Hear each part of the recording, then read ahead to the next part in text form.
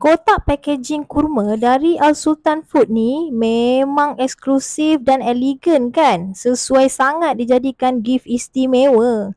Desain dan warnanya sangat menarik. Isi kurmanya, kurma ajwa dan makjul premium yang didatangkan dengan dua saiz kurma yang berbeza.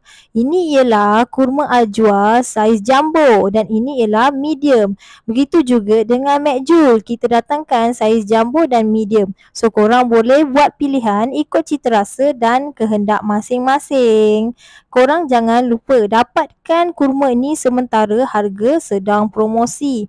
Ada less 10%. Tambahan, kalau korang follow Al Sultan Food, korang boleh dapatkan voucher sehingga 5% lagi. Banyak penjimatan tu korang. Apa lagi? Tekanlah beg kuning dan dapatkan kurma dengan packaging premium ini.